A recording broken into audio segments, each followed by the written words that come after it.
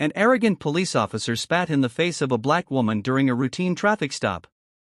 Little did he know this act of disdain would spiral into the biggest mistake of his life, unraveling secrets that left everyone breathless. What started as a minor abuse of power would escalate into a shocking scandal with irreversible consequences. On a sunny morning in New Orleans, traffic crawled sluggishly along the crowded streets. Among the sea of vehicles, a black luxury car drew the attention of a nearby police patrol car. Jack Harper, a veteran officer with years of experience, fixed his gaze on the driver, a poised black woman dressed in immaculate business attire. Jack's eyes glinted with a smug superiority, accustomed as he was to wielding his authority to intimidate those he perceived as weaker. Jack stepped out of his patrol car, his hand resting on his belt where his gun was securely holstered. His sharp, commanding stare was a tool of control as he approached the woman's car window. The driver, Camille Williams, showed no sign of fear.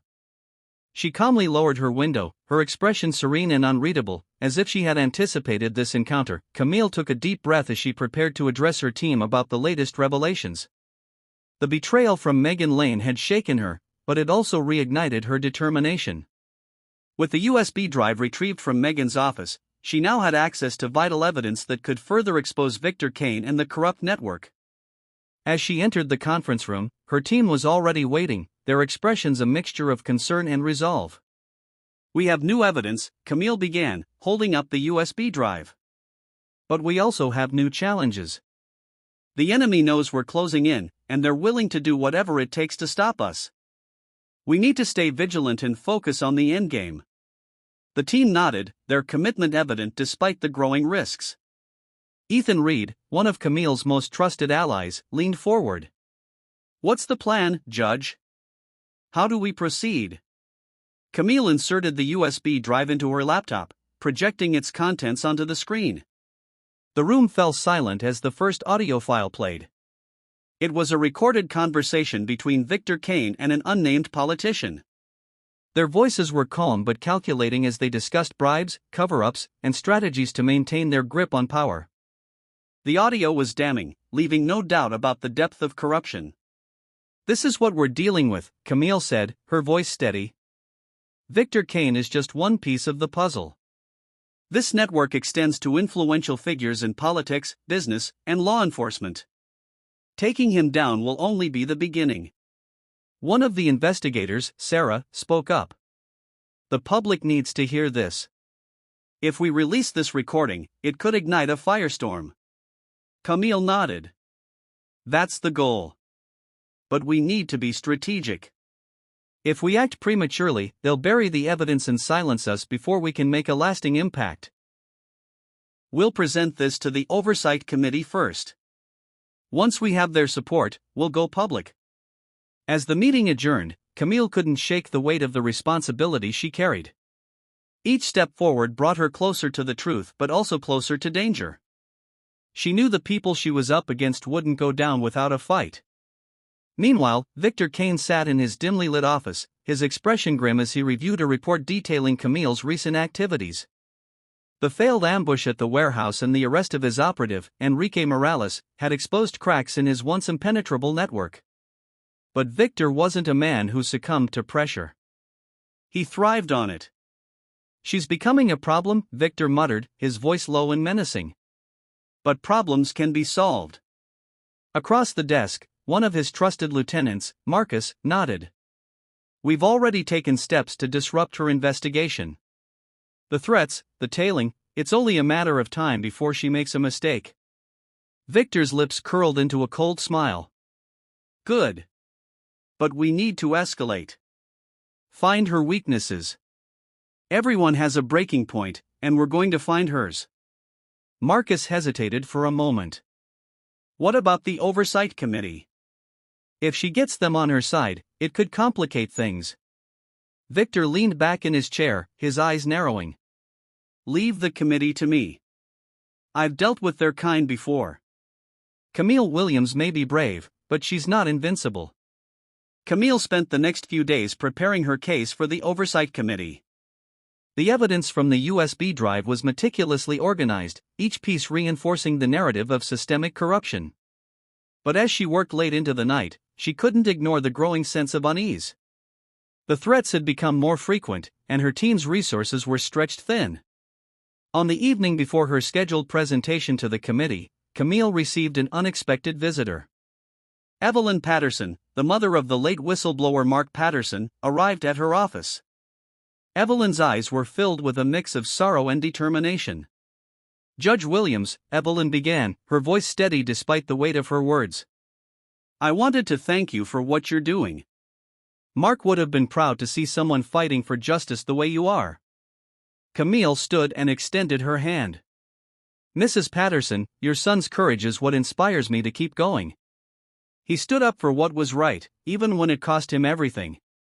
Evelyn reached into her bag and pulled out a small notebook. This belonged to Mark. He kept notes about Victor Kane and the corruption he uncovered. "I've held on to it all these years, hoping it would make a difference someday. I think now is that time." Camille accepted the notebook with reverence. "Thank you. This means more than you know. I promise to use it wisely." As Evelyn left, Camille opened the notebook and began to read. Mark's meticulous notes painted a vivid picture of the corruption he had uncovered. Dates, names, locations, it was all there, a roadmap to dismantling the network piece by piece. The day of the Oversight Committee hearing arrived, and Camille felt a mix of nerves and determination. The Grand Hall was packed with council members, journalists, and spectators. The air was thick with anticipation as Camille stepped up to the podium. "Ladies and gentlemen," she began, her voice steady and commanding. "Today, we are not just addressing individual acts of misconduct. We are confronting a system of corruption that has infiltrated our institutions at every level." "Is this your car, or did you borrow it from someone?" Jack sneered, his tone dripping with mockery and challenge. "Let me see your paperwork." Camille unhurriedly retrieved her documents from her handbag. Her voice was soft yet firm as she replied, "My name is Camille Williams. I'm on my way to an important meeting. Can we get this over with quickly?" Her calm demeanor irritated Jack. He was used to people showing fear, pleading, or humbling themselves before him. But Camille was unlike anyone he had ever encountered.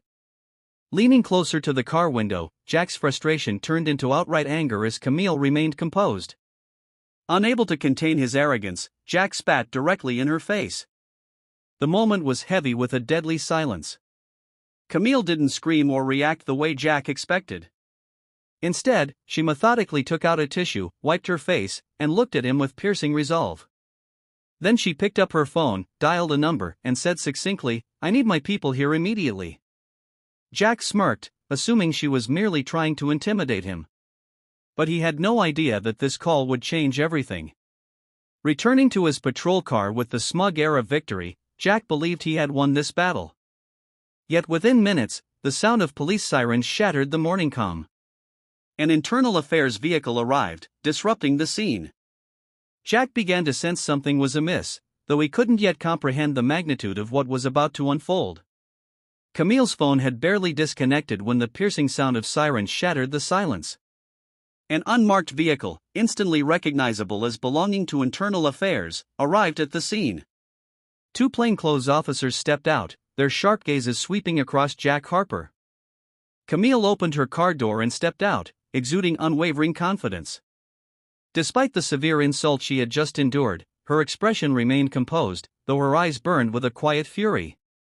"You have no idea what you've just done, do you, Jack Harper?" Camille said, her voice calm yet resonating like a warning bell. "I am Judge Camille Williams, specializing in investigating police misconduct, and you've just made the biggest mistake of your life." Jack froze, his face turning pale in mere seconds. The arrogance on his face melted away, replaced by confusion and dread. But as a seasoned manipulator, he quickly attempted to regain his composure, trying to appear unshaken. "Judge?" Jack sneered, though his voice wavered slightly. "I don't know what kind of game you're playing, but you think you can scare me with that title?" Camille didn't respond immediately. Instead, she glanced at the Internal Affairs officers. "Initiate the formal interrogation process immediately," she commanded, her gaze never leaving Jack. The two officers stepped closer to Jack. One of them spoke, "Officer Harper, you are required to accompany us to headquarters to address the inappropriate conduct you've just displayed." Jack stepped back, attempting to assert control. "This has to be a joke," he growled. "You think you can ruin me with a few baseless accusations? Do you even know who I am?" Camille remained unmoved. She stepped closer, her sharp gaze piercing into Jack's mind. "Oh, I know exactly who you are, Jack Harper, a man who has abused his power to intimidate and humiliate others throughout his career. You think you're untouchable, but no one is above the law. Not even you." Jack's confidence began to crack. His hands trembled as the officers cuffed him, though he struggled to maintain an air of defiance. "You won't get far with this," he spat, his voice a mix of fear and rage. "You don't know who you're dealing with." Camille arched an eyebrow, offering a cold, knowing smile. "On the contrary, Jack. You're the one who has no idea who you're up against." The Internal Affairs vehicle drove away with Jack in custody, leaving Camille standing resolutely in the morning sun, her figure radiating strength and determination. But deep inside, she knew this was only the beginning. Jack Harper wasn't just an ordinary corrupt officer. His actions were undoubtedly tied to a far more complex web of power and corruption, and Camille was fully aware that she was stepping into a dangerous battle from which there would be no retreat. The Internal Affairs vehicle disappeared, and Camille returned to her office, where a team of investigators awaited her. They understood that Jack Harper's arrest was merely the beginning of a much larger investigation. Camille, her eyes sharp and her resolve unshaken, quickly called a meeting to assess the situation. "We need to review all files related to Jack Harper," she said with commanding authority. "He's not just an officer abusing his power. I have a sense this goes much deeper." The files collected from Jack's personal and professional records began to reveal disturbing truths: unexplained sums of money in his bank accounts, a pattern of questionable arrests, and altered reports concealing the facts. Within days, Camille's team uncovered a crucial detail: Jack wasn't acting alone. His actions appeared to be directed by someone more powerful, Police Commander Victor Kane. Victor Kane, a seasoned leader, had wielded influence for years. Publicly, he was regarded as a model leader, but the evidence began to paint a different story. Victor was at the center of a sprawling corruption network within the police force, involved in fabricating evidence, accepting bribes, and silencing dissenters. Victor Kane's control extended beyond the manipulation of his subordinates. He was infamous for eliminating anyone who dared to oppose him. Years earlier, a young officer named Mark Patterson had accused Victor of falsifying reports in a major case. Before Patterson could testify, he had vanished in a car crash widely believed to have been staged. His death was officially ruled an accident, but those familiar with Victor knew it was a chilling warning to anyone considering betrayal. During their investigation, Camille's team received a leaked document from an anonymous source. The dossier detailed the corruption network within the city's police force. The names listed left the team in shock, not just Victor Kane but also several high-ranking officials, including influential politicians and business leaders. The dossier also revealed a more horrifying secret: staged murders had been carried out to protect the network. Key witnesses and outspoken officers had disappeared under mysterious circumstances. "We're dealing with a monstrous operation," one investigator said, his voice tense. Camille remained composed, though she knew the threat was greater than ever. "This isn't just about Jack Harper or Victor Kane," she said with steely determination. "This is about dismantling an entire system that's deeply embedded in our society. But we have to keep going, no matter the cost." As Camille combed through the documents related to the corruption network, she found an old report about Officer Mark Patterson, the whistleblower who had disappeared after his car accident. Intrigued, Camille decided to visit Patterson's family to learn more. The Patterson family lived in a modest home in the suburbs. When Camille arrived, she was greeted by Evelyn Patterson, Mark's elderly but resilient mother. Evelyn recounted the story with a trembling yet passionate voice. "Mark believed in justice, Judge Williams. He couldn't stand seeing Victor Kane use his power to destroy lives. Mark gathered evidence and submitted it to his superiors, but just a week later, he had his accident. They told me it was just a traffic accident, but I know they lied. My son died for telling the truth. Evelyn handed Camille an old photo of Mark, taken with his younger sister, Emily, when they were children. Since Mark's death, Emily hasn't been the same. She lives in fear, always thinking someone will come after our family. Camille held the photo, feeling a surge of determination. Stories like the Pattersons reminded her why she had started this fight in the first place. I promise you, I won't let what happened to Mark be forgotten, Camille said, her gaze resolute. Evelyn nodded, tears streaming down her face. God bless you, Judge Williams. People like you are our last hope.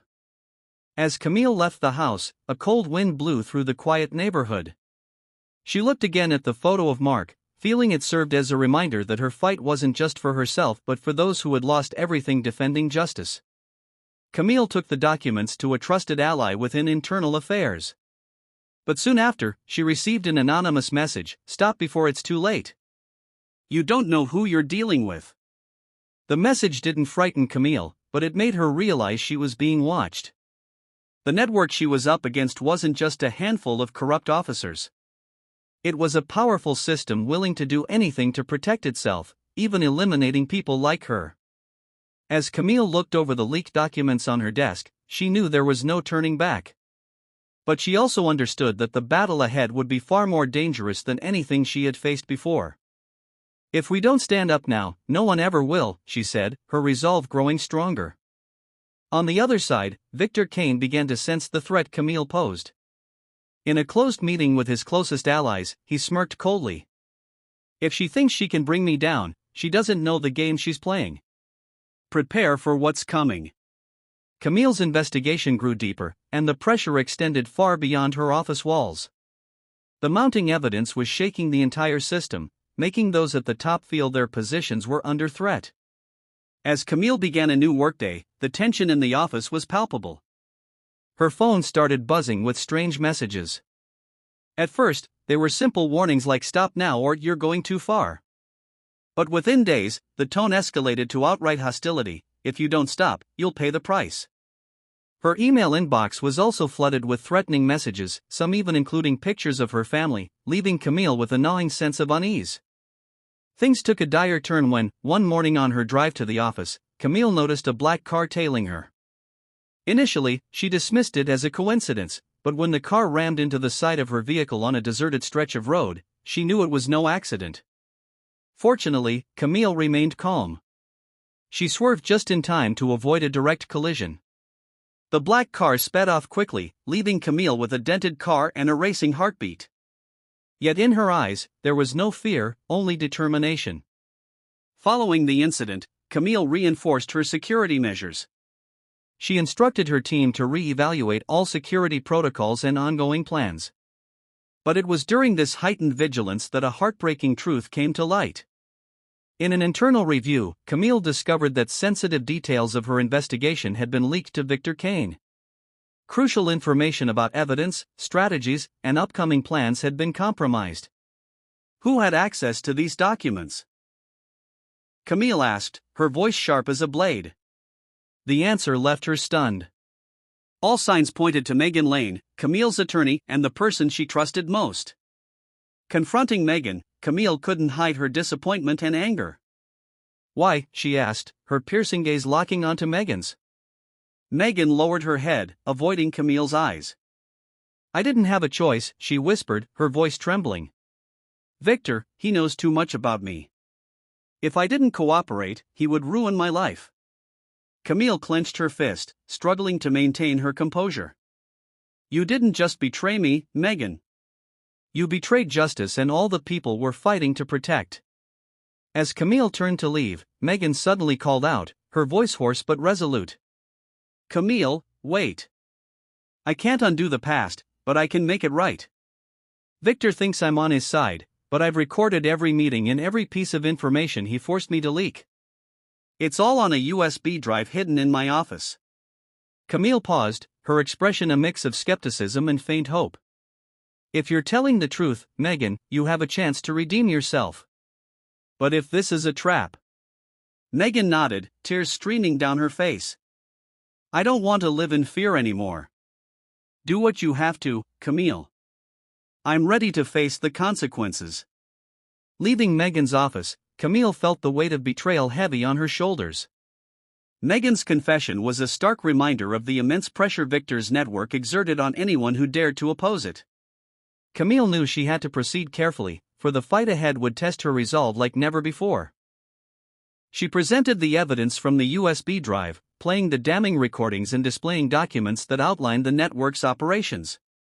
The room buzzed with murmurs as the scale of the corruption became clear. But as Camille continued, the atmosphere shifted. The tension in the room was palpable, and she could feel the weight of the opposition pressing against her. Midway through her presentation, the doors to the hall swung open, and Victor Kane entered. He walked with an air of authority, his gaze sweeping the room before settling on Camille. A cold smile played on his lips as he took a seat, flanked by his attorneys. Camille didn't falter. She met his gaze head-on and continued her presentation, her voice unwavering. "This is the truth," she said, concluding her statement. "And the people responsible for this corruption must be held accountable." The committee members exchanged glances, their expressions a mix of shock and uncertainty. One of them finally spoke. "Judge Williams, this evidence is compelling. But we need time to review it before we can take action." Camille nodded. "I understand.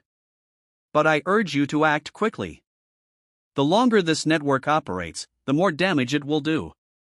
As the hearing adjourned, Camille felt a sense of accomplishment but also a lingering unease. Victor Kane's presence had been a reminder that the fight was far from over. That night, as Camille returned home, she found an envelope slipped under her door. Inside was a note written in block letters: "You're making a mistake. Stop before it's too late." Camille's heart raced, but she refused to let fear control her. She knew the threats were meant to intimidate her, to make her second-guess her mission. Instead, they only strengthened her resolve. She placed the note in her desk drawer and turned her attention back to the notebook Evelyn had given her. As she flipped through its pages, a pattern began to emerge. Mark's notes hinted at a hidden meeting place where key players in the network gathered to discuss their plans. The location was coded, but Camille was determined to decipher it. With the help of her team, she identified the place, an abandoned hotel on the outskirts of the city. The next morning, Camille and Ethan led a small team to the hotel. The building was decrepit, its windows shattered and walls covered in graffiti. Inside, they found evidence of recent activity: footprints in the dust, discarded papers, and a partially burned ledger. Among the debris, Camille discovered a file that contained names, dates, and transactions, a treasure trove of information that connected the network's operations to prominent figures in the city. It was the breakthrough she had been waiting for. But as they prepared to leave, the sound of approaching footsteps echoed through the building. Camille's heart pounded as she signaled for her team to take cover. Moments later, a group of men entered, their expressions cold and menacing. They were armed and clearly looking for something or someone. Camille and her team held their breath, staying hidden as the men searched the room. The tension was unbearable, but eventually, the intruders left, seemingly satisfied that the building was empty. As soon as it was safe, Camille and her team made their escape, taking the evidence with them. Back at her office, Camille couldn't help but feel a sense of triumph. They had taken a significant step forward, but she knew the battle was far from over. Victor Kane's frustration grew as reports of Camille's progress reached him. He paced his office, his mind racing with plans to regain control. "She's getting too close," he said to Marcus, his tone sharp. "We need to shut her down. Permanently." Marcus hesitated. "We've tried intimidation, threats, nothing seems to work." "She's relentless."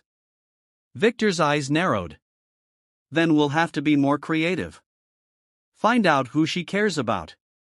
Everyone has a weakness." As Marcus left to carry out his orders, Victor leaned back in his chair, his mind calculating his next move. He knew the stakes were higher than ever. Camille Williams was proving to be a formidable opponent, and he wouldn't rest until she was defeated. Camille, unaware of Victor's latest plans, continued to press forward. The evidence from the hotel was enough to take her case to the next level. But she knew she couldn't do it alone. She reached out to allies in the media, sharing just enough information to ensure that if anything happened to her, the truth would still come to light. As she prepared for the next phase of her fight, Camille couldn't help but reflect on how far she had come. The journey had been grueling, but she was more determined than ever to see it through to the end. The battle for justice was just beginning, and Camille Williams was ready to face whatever came next. Camille knew that the evidence they had collected was only part of the battle. The true challenge lay in dismantling the network of power that protected Victor Kane and his allies. She also understood that any mistake could be catastrophic, not just for her but for her team and the innocent people she aimed to protect. The media was now aware of the corruption investigation, but Camille had been careful about how much information she released. A series of investigative articles began appearing, exposing instances of police misconduct, political bribery, and financial fraud linked to Victor's network. Each article ended with the promise of more revelations to come, creating a ripple of tension throughout the city. Meanwhile, Victor Kane's frustration boiled over.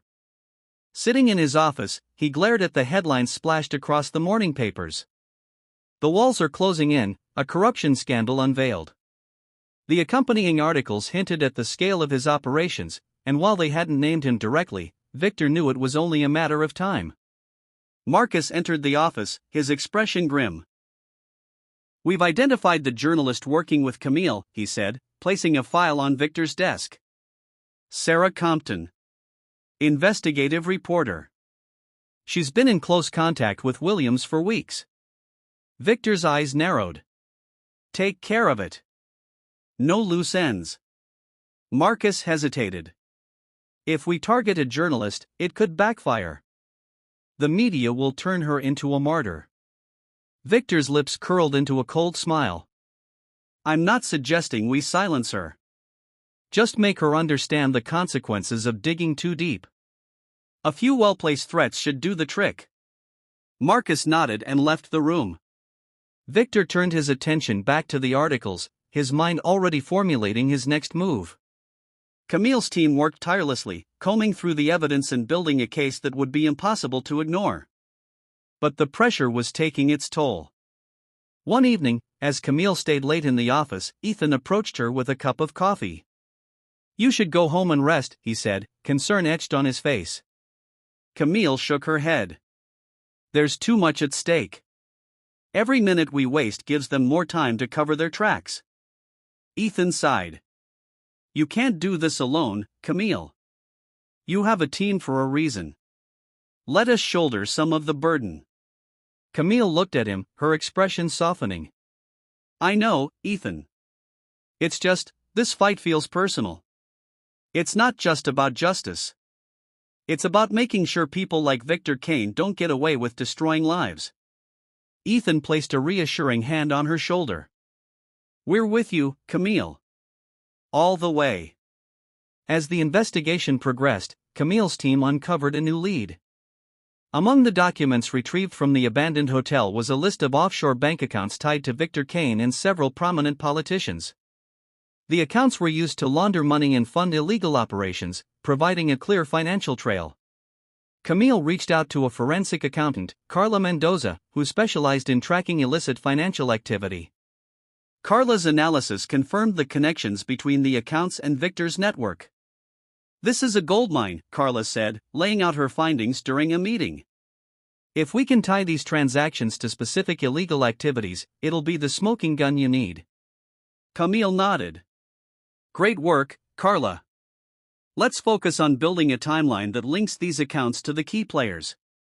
The pressure on Camille intensified as the investigation gained traction. One evening, while driving home, she noticed a black SUV following her. She took a series of sharp turns, testing whether it was a coincidence. The SUV mirrored her every move. Her heart raced as she dialed Ethan's number. "I'm being followed," she said, her voice steady despite the adrenaline coursing through her. "Where are you?" Ethan asked. Camille rattled off her location. "I'm heading to the safe house. Meet me there." She drove with precision, using every trick she'd learned to evade the tail. By the time she reached the safe house, the SUV was gone, but the experience left her shaken. Ethan arrived moments later, his expression tense. "Are you okay?" he asked. Camille nodded. "I'm fine. But they're getting bolder. We need to tighten security for everyone involved in this case." As Victor's network began to feel the strain, internal divisions started to emerge. Some of his allies questioned his ability to maintain control, while others considered cutting ties to save themselves. Victor, however, remained resolute. He convened a secret meeting with his closest confidants, laying out a plan to counter Camille's investigation. "We're going to discredit her," Victor said, his voice calm but firm. "Dig into her past. Find anything we can use against her." One of his confidants, a tech expert named Leo, chimed in. "We've already started. There's nothing major, but we might be able to twist a few minor incidents into something damaging." Victor's smile was thin and calculating. "Do it. And leak it to the press. If we can't stop her with threats, we'll destroy her reputation."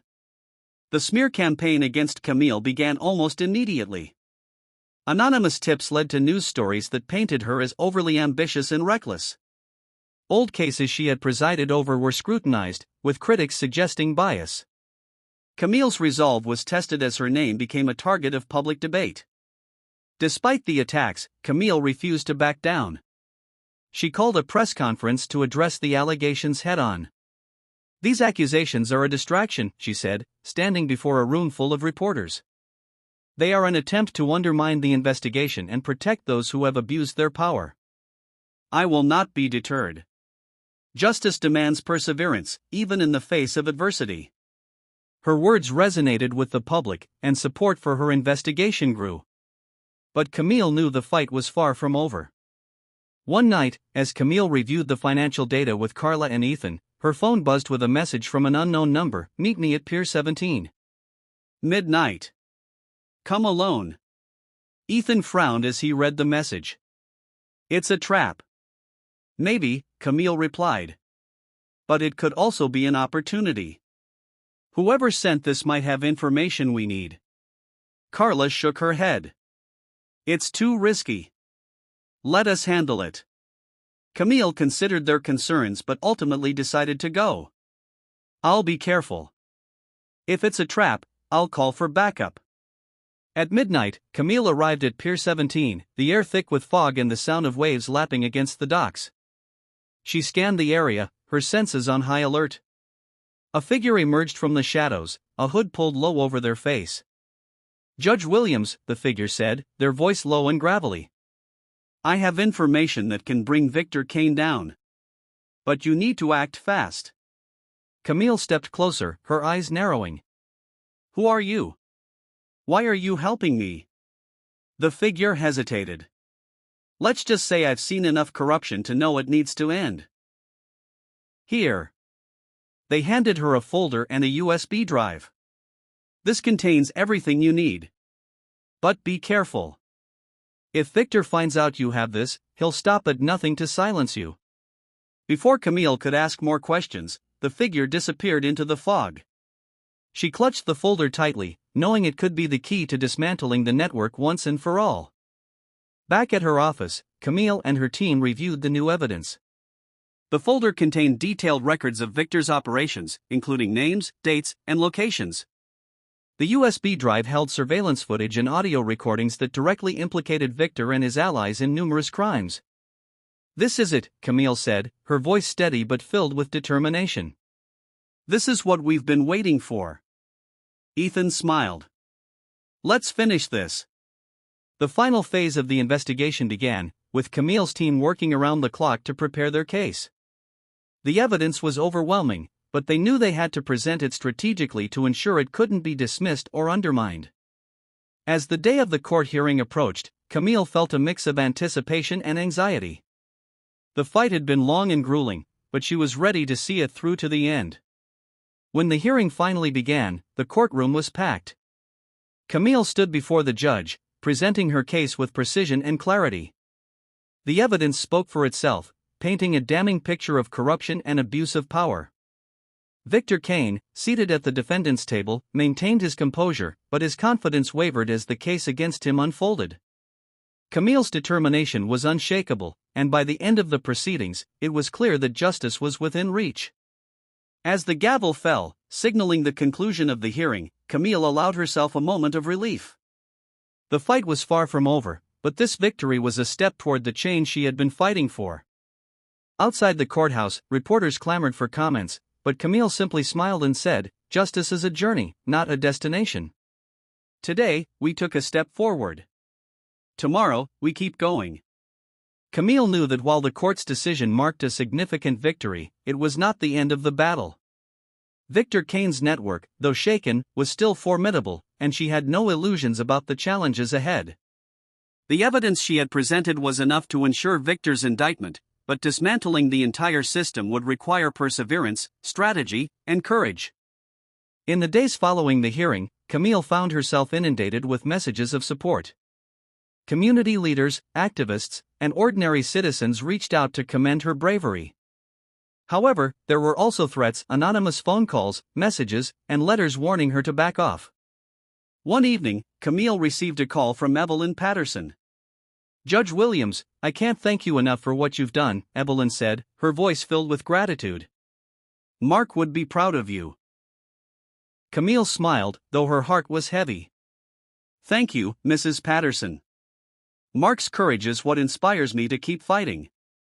This is as much his victory as it is ours." "Be careful, Camille," Evelyn added. "These people won't go down without a fight." "I will," Camille promised. But even as she said the words, she felt the weight of the danger looming over her. Victor Kane sat in his holding cell, his mind racing. The courtroom defeat had been a blow, but he wasn't finished yet. He had spent years building his empire, and he wasn't about to let it crumble without a fight. His attorney, a sharp and ruthless litigator named Diane Walker, visited him the day after the hearing. "Victor, we have options," she said, her tone clipped but confident. "The evidence against you is strong, but there are still ways to delay the process and weaken their case." Victor leaned forward, his eyes cold. "Do whatever it takes. I'm not going down alone." Diane nodded. "Understood. But you need to be prepared. They're not going to stop coming after you." Victor's lips curled into a sinister smile. "Neither will I." As Camille and her team continued their work, new challenges emerged. Victor's legal team filed motion after motion, attempting to stall the case. Meanwhile, the smear campaign against Camille intensified. Social media buzzed with rumors and false accusations, many of them clearly orchestrated by Victor's allies. Despite the attacks, Camille remained steadfast. She called another press conference to address the public directly. "The fight against corruption is never easy," she said, standing before a sea of reporters. "But we cannot let fear or intimidation deter us. Justice demands courage, and I will not stop until the truth prevails." Her words resonated, and public support for her cause continued to grow. Community organizations and activists rallied around her, organizing protests and campaigns demanding accountability from the city's leadership. One night, as Camille worked late in her office, Ethan entered with a concerned look on his face. "Camille, we have a problem," he said, handing her a file. She opened it and scanned the contents, her expression growing grim. The file detailed a series of recent break-ins at properties linked to key witnesses in the case. Evidence had been stolen, and several witnesses reported receiving threatening messages. "They're trying to silence everyone who can testify against Victor," Ethan said. Camille set the file down, her jaw tightening. "We need to act fast. Contact the witnesses and arrange for protective custody. And double-check the security at every location where evidence is being stored." Ethan nodded. "Already on it. But we need to be prepared for more aggressive tactics. They're getting desperate." The next day, Camille met with her team to discuss their next steps. Carla Mendoza, the forensic accountant, had uncovered new financial records that linked Victor's network to a series of offshore shell companies. The transactions pointed to a broader web of corruption that extended beyond the city. "This isn't just about Victor anymore," Carla said during the meeting. "We're looking at a national operation. There are politicians, business leaders, and even law enforcement officials involved. Camille nodded, her resolve hardening. Then we take it to the federal level. This goes beyond our jurisdiction, but we can't let it stop us. Contact the FBI and share what we've found. As Camille's team coordinated with federal authorities, she received an unexpected visit from Megan Lane. The betrayal still stung, but Megan's cooperation had been instrumental in securing key evidence. "Camille, I know I've done a lot of damage," Megan said, her voice heavy with regret. "But I want to make it right. I've been working on something that might help." She handed Camille a flash drive. This contains encrypted communications between Victor and several high-ranking officials. "I managed to recover it from one of his servers before I left." Camille accepted the drive, her expression cautious. "Thank you, Megan. This could make a difference. But you need to be careful. If they find out you've been helping us." Megan nodded. "I know. But it's worth the risk. I'm tired of living in fear." The information on the flash drive was a game changer. It revealed direct communications between Victor and several prominent figures, outlining their involvement in the network's illegal activities. Camille knew this was the leverage they needed to push the case forward. However, the revelations also painted a darker picture of the forces they were up against. The network's reach was vast, and its members were powerful and well-connected. Camille realized that taking them down would require not just legal action but also public pressure and unwavering determination. As the investigation gained momentum, Camille received a cryptic message from her anonymous ally. The message contained coordinates to a remote location outside the city and a single line of text: "This is the final piece." Despite her team's concerns about the risks, Camille decided to follow the lead. She arranged for backup and headed to the location, a secluded cabin deep in the woods. Inside, she found a trove of documents and electronic files that detailed the full extent of the network's operations. Among the files was a ledger that listed payouts to officials, recordings of secret meetings, and a map that outlined the network's hierarchy. At the top of the chain was a name that sent chills down Camille's spine: Senator Robert Kingsley. Kingsley was a powerful and influential figure with a reputation for ruthlessness. The evidence linked him directly to the network's activities, including bribes, cover-ups, and orchestrating attacks on whistleblowers. Camille returned to her office, her mind racing. She knew that going after Kingsley would be the ultimate challenge. His connections and resources made him a formidable opponent, but the evidence against him was undeniable. "We're taking this to the top," Camille told her team. "No more holding back." The decision to target Kingsley set off a firestorm. Camille's team faced relentless pressure as Kingsley's allies launched a campaign to discredit the investigation. The threats against Camille escalated, but she refused to back down. The case against Kingsley culminated in a high-profile hearing. Camille presented the evidence with the same clarity and determination that had brought Victor Kane to justice. The courtroom was packed with spectators, journalists, and officials, all eager to see the outcome. As the evidence unfolded, Kingsley's confident facade began to crack. The recordings and financial records were damning, leaving little room for denial. In the end, the judge ordered Kingsley's arrest, marking a turning point in the fight against corruption. The crowd outside the courthouse erupted in applause as news of the decision spread. Camille stood on the courthouse steps, addressing the reporters gathered around her. "Today, we proved that no one is above the law," she said, her voice steady but filled with emotion. "This victory belongs to everyone who had the courage to stand up against injustice. But the fight isn't over.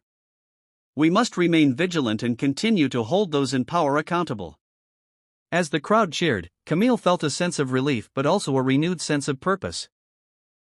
The battle against corruption was far from over, but she knew that with persistence and unity, real change was possible. Back in her office that evening, Camille reflected on the journey that had brought her to this moment. The sacrifices, the betrayals, and the victories had all been part of a greater mission. She picked up the photo of Mark Patterson that Evelyn had given her and placed it on her desk as a reminder of why she had fought so hard. As she turned off her desk lamp and prepared to leave, her phone buzzed with a message from an unknown number. "You did well, Camille. Keep fighting." She smiled, knowing that even in the face of overwhelming odds, the fight for justice was always worth it. The morning after Kingsley's arrest, Camille woke up to a city that felt different. The headlines were dominated by the downfall of one of the nation's most powerful figures. News channels replayed footage of Kingsley being led away in handcuffs, his face a mask of shock and disbelief. For Camille, it was a victory that symbolized the culmination of months of relentless work and personal sacrifice. But even in the wake of Kingsley's arrest, Camille knew the battle was not over. The network he had been a part of was vast and resilient, and there were still many individuals who would fight to protect their own interests. As she arrived at her office, Ethan was already waiting for her with an update. "Morning, Camille," he said, handing her a cup of coffee. "We've been going through the documents from the cabin. There's more here than we initially thought." "How much more?" Camille asked, sipping her coffee. "Enough to implicate several more high-ranking officials," Ethan replied. "We're talking about judges, CEOs, even a few federal agents. It's going to take time to go through everything, but this could be the key to dismantling the entire network." Camille nodded, her resolve hardening. "Then we don't stop. We follow the evidence, no matter where it leads." Across the city, Victor Kane's allies were scrambling. The arrest of Kingsley had sent shockwaves through their ranks, and panic was setting in. Those who had once felt untouchable were now questioning their safety.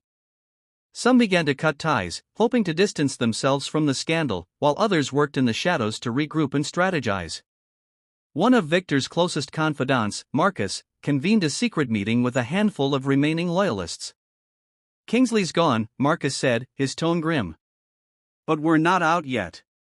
We need to lay low and rebuild.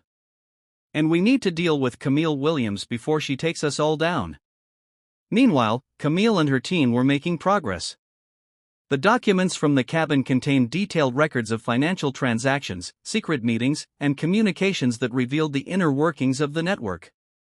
Each new discovery added to the growing mountain of evidence. Carla Mendoza, the forensic accountant, worked tirelessly to trace the flow of money through the network's shell companies and offshore accounts. "This is incredible," she said during a team meeting. "We've found payments tied to bribes, cover-ups, and even funding for illegal operations. This isn't just corruption, it's organized crime." Camille leaned forward, her expression intense. "Can we tie these payments directly to the key players?" Carla nodded.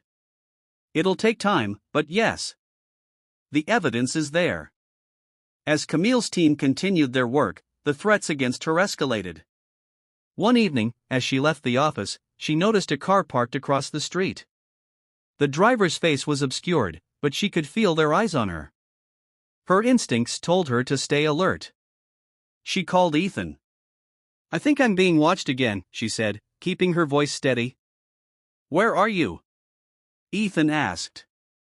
"Outside the office. There's a car across the street. I'm heading home now, but I'll take a different route just to be safe." "I'll meet you there," Ethan said. "Stay on the line." Camille drove cautiously, taking a circuitous route to her home. The car didn't follow, but the experience left her unsettled. When she arrived, Ethan was waiting outside, his presence a reassuring reminder that she wasn't alone in this fight.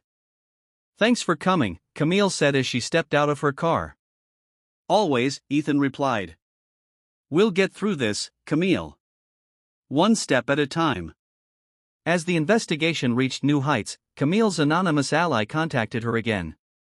This time, the message was more urgent: "You're close, but they're desperate. Be ready for anything." Camille shared the message with her team. "Whoever this person is, they've been right so far," she said. "We need to prepare for the possibility that they'll try to sabotage us again." Ethan nodded.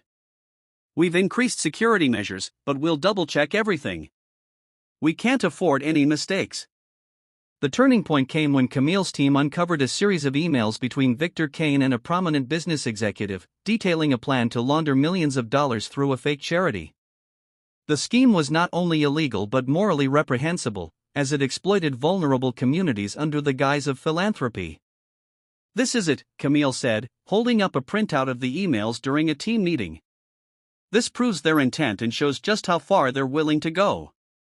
We need to move quickly. The decision was made to present the new evidence to the federal task force overseeing the case. Camille knew that involving the FBI would escalate the stakes, but it was the only way to ensure that the entire network was held accountable. The meeting with the task force was tense but productive. The federal agents were impressed by the thoroughness of Camille's investigation and agreed to take the case to the next level. They also provided additional resources to ensure the safety of Camille and her team. "You've done incredible work, Judge Williams," said Agent Michael Grant, the head of the task force. "We'll make sure this case gets the attention it deserves." As the federal investigation gained momentum, Camille received a chilling reminder of the dangers she faced. A package was delivered to her office with no return address. Inside was a single bullet and a note that read, "Back off, or you're next." Camille's hands trembled as she read the note, but she quickly steadied herself. She showed it to Ethan and the security team, who immediately launched an investigation. "This won't stop me," Camille said, her voice firm. "If anything, it just proves that we're making progress." They're scared, and they should be. The federal task force moved swiftly, executing a series of raids on properties linked to Victor's network. Dozens of individuals were arrested, and more evidence was seized, further solidifying the case. Among those arrested was Marcus, Victor's right-hand man. His capture was a significant blow to the network, and Camille knew it would only be a matter of time before Marcus began to talk in exchange for a lighter sentence. Victor Kane, now isolated and cornered, made one final attempt to strike back. Using his remaining resources, he orchestrated a plan to discredit Camille by fabricating evidence against her. The scheme involved planting false documents that suggested she had accepted bribes to influence her rulings as a judge. The plan might have worked, but Camille's team was vigilant. They discovered the fabrication before it could gain traction and exposed it to the media, turning the tables on Victor once again. "This is desperation," Camille said during a press conference. "Victor Kane and his allies will do anything to protect themselves, but the truth is on our side. And the truth will prevail." The final days of the investigation were a whirlwind of activity. The federal task force prepared to file charges against the remaining members of the network, including Victor Kane. Camille's role in the case was publicly acknowledged, and she became a symbol of integrity and perseverance. On the day of Victor's sentencing, Camille sat in the courtroom, surrounded by her team. The judge handed down a lengthy prison sentence, ensuring that Victor would spend the rest of his life behind bars. As the gavel fell, Camille felt a sense of closure but also a renewed sense of purpose. The fight against corruption was far from over, but this victory was a testament to what could be achieved through courage and determination. Later that evening, Camille returned home and found another message from her anonymous ally: "You did it. Justice is stronger today because of you." She smiled, knowing that while the journey had been grueling, it had also been worth it. As she looked out over the city, she felt a renewed sense of hope for the future. Camille knew there would always be new battles to fight, but she was ready. The fight for justice was never-ending, and she was determined to see it through, one step at a time. In the aftermath of Victor Kane's sentencing, the city began to reckon with the deep-seated corruption that had plagued its institutions for years. Camille Williams had become a household name, celebrated for her unwavering commitment to justice. Yet, as much as she appreciated the support and recognition, Camille remained focused on the work still to be done. The evidence uncovered during the investigation had opened a Pandora's box. Federal agents continued to sift through documents, uncovering additional layers of the network's operations. Camille, though no longer directly involved in the day-to-day investigation, stayed informed and offered her insights when requested. One afternoon, she received a call from Agent Michael Grant. "Camille, we've found something you need to see," he said, his tone grave. "Can you come to the field office?" Within an hour, Camille arrived at the federal field office, where Agent Grant was waiting with a thick file in hand. He led her to a conference room and laid out several documents on the table. "This is a list of contracts and payouts tied to a company called Luminar Holdings," Grant explained. "It's a shell corporation that Victor's network used to launder money. But here's the kicker. Some of these payouts were directed to federal programs and initiatives." Camille frowned. Are you saying this goes beyond the city? Beyond Kingsley? Grant nodded. Exactly. This network wasn't just local corruption. It's part of a much larger system that spans multiple states and involves national agencies. The rabbit hole goes deeper than we thought. The revelation was both staggering and daunting. Camille had hoped that Victor's downfall would be the end of her involvement, but it was clear that the fight was far from over. She spent the next several days reviewing the new evidence, piecing together the connections between Luminar Holdings and the broader network. Her research led her to a name she hadn't encountered before, Charles Whitaker, a prominent lobbyist with ties to both corporate and government entities. Whitaker's name appeared repeatedly in the documents, always linked to substantial financial transactions and political influence campaigns.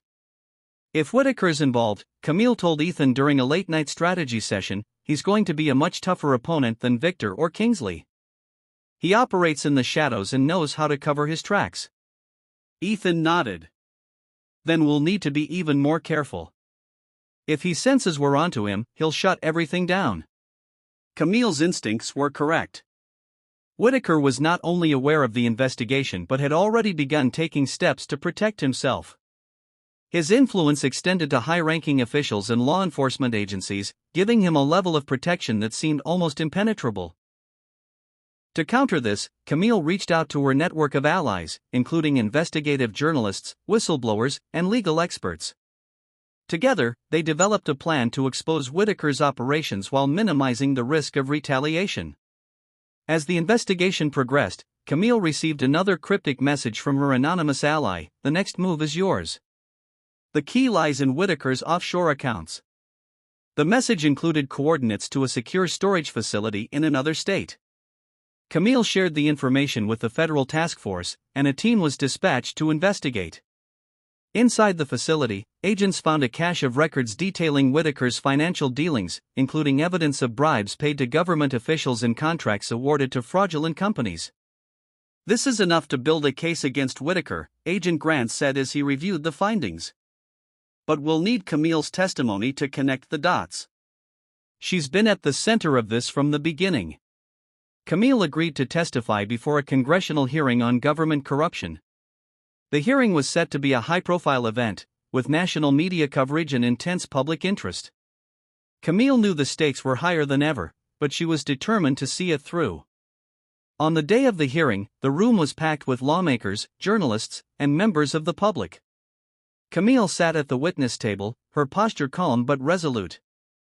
As she delivered her opening statement, she outlined the findings of her investigation and the broader implications of the corruption she had uncovered. "This is not just about a few bad actors," she said. "This is about a system that allows corruption to thrive because accountability is scarce. We must not only hold these individuals accountable but also implement reforms to prevent this from happening again." Her testimony was compelling, backed by irrefutable evidence and first-hand accounts from whistleblowers. The hearing lasted several days, with Camille answering questions and providing clarity on the complex web of corruption she had helped expose. As the hearing concluded, lawmakers pledged to take action, promising to introduce legislation aimed at closing loopholes and increasing transparency in government operations. Camille's efforts had sparked a national conversation about ethics and accountability, and public support for reform was growing. However, not everyone was pleased with the outcome. Whitaker and his allies were still at large, and they were not about to go down without a fight. Camille's name appeared on a list of targets in an intercepted communication between members of the network, signaling that her life was in danger. The threats became more tangible in the weeks that followed. Camille's home was vandalized, her car was tampered with, and her phone was hacked. Despite the danger, she refused to back down. Federal agents provided her with around-the-clock protection, but Camille knew she had to remain vigilant. One evening, as she reviewed documents in her office, she received a call from Megan Lane. "Camille, I have something for you," Megan said, her voice tense. "It's about Whitaker. I found a recording that might be the smoking gun you need." Camille arranged to meet Megan at a secure location.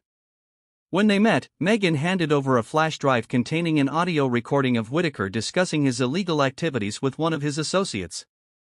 The recording was explicit, leaving no doubt about his involvement in the network. With the new evidence in hand, the federal task force moved quickly to build a case against Whitaker. Warrants were issued, and a coordinated series of raids were conducted across multiple states. Whitaker was arrested along with several of his key allies, marking another significant victory in the fight against corruption.